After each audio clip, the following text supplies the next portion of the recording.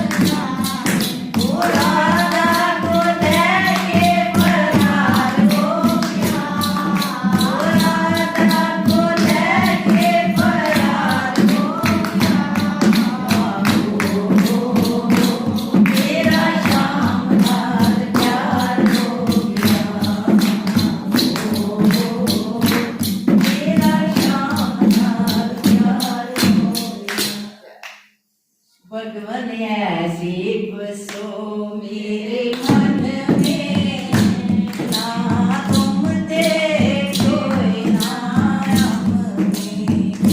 भगवान ऐसी बसो मेरे मन में, ना तुम देखे ना हमने। भगवान ऐसे बसो।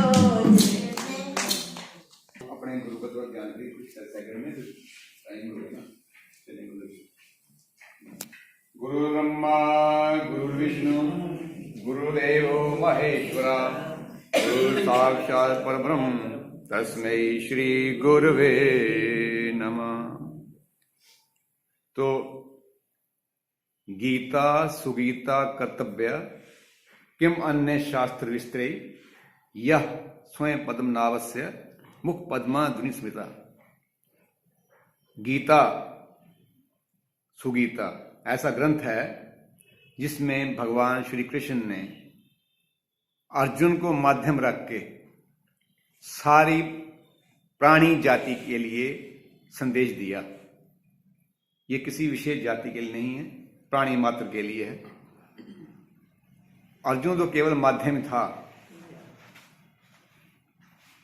तो संदर्भ ये है कि आज बड़ा महान दिन है, गीता जयंती, और वो 50 साल के बाद ये योग बना। 3 है इसमें, बोले 3 in 1, 3 है आज। क्या है? गीता जयंती, एकादशी और भौमवास। तो तीनों का योग बनता है। देवता कितने हैं? 3, ब्रह्मा विष्णु महेश। उत्पत्तिकर्ता, पालनकर्ता और जिसमें हम सभी समाते हैं भगवान शंकर, ब्रह्मा विष्णु महेश। तो ये हमारी संस्कृति में, सनातन संस्कृति में बड़ा विशेष महत्व रखता है। तो आज के दिन भगवान श्री कृष्ण ने अर्जुन को कुरुक्षेत्र के मैदान में ये संसार को ऐसा संदेश दिया जिसमें प्राणी शारीरिक, मानसिक, कायिक, वाचिक हर प्रकार के दुखों से छूटता है।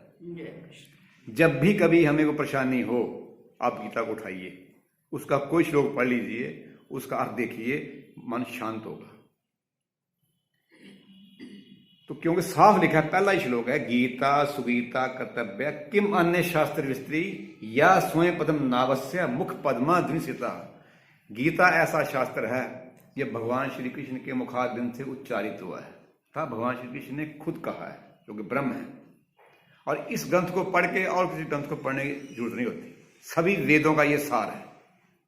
ऐसा ये दर्शन शास्त्र है। और संसार की सबसे अधिक भाषा में एक ये ग्रंथ है जिसका अनुवाद हुआ है, ट्रांसलेट हुआ है। 2 साल पहले संता का विषय है कि ईरान में इसका अनुवाद उर्दू में हुआ, तो वहां जो कट्टरपंथी हैं उन्होंने इसका विरोध किया। तो जो विद्वान थे, चाहे वो मुस्लिम लोग थे, उन्होंने इस बात की आलोचना की, गलत बात है, गीता किसी विशेष जाति धर्म का ग्रंथ नहीं है, ये सभी मानव जाति का है।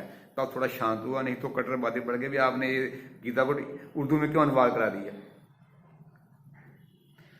तो इस दिन जो है 18 अध्याय हैं इसके गीता के। 18वें अध्याय में भगवान श्री कृष्ण ने बताया अर्जुन को।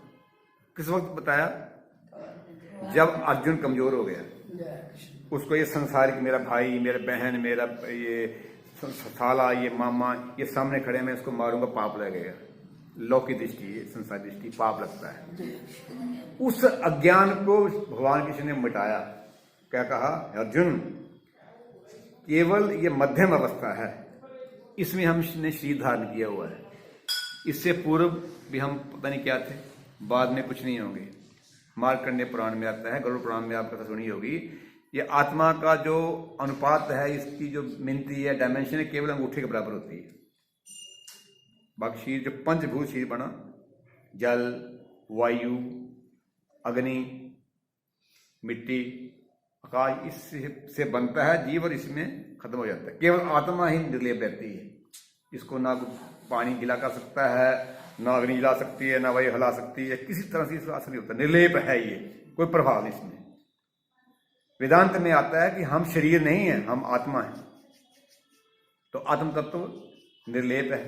भगवान श्री कृष्ण ने अर्जुन को बताया, अर्जुन, कई बार अर्जुन आपने जन्म लिया, इस संसारी प्राणी जन्म लिया, तो अब चिंता मत करो, ये सारे मरे हुए हैं। क्यों?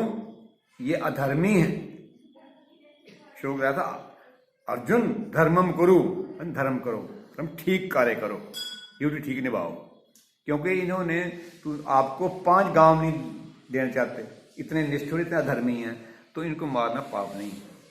भगवान कृष्ण 16 करण संपूर्ण थे, सभी शास्त्रों के ज्ञाता थे, हब नीति जानते, तो इनको मारना कोई पाप नहीं। दुष्ट को मारना पाप नहीं लिखा उन्होंने। पहले समझाओ प्यार से, साम दंड भेद, प्यार समझाओ, दंड दो तो खत्म कर दो। क्योंकि ये अधर्मी है, इनके मन में कोई दया है ही नहीं, सच्चाई जानते नहीं।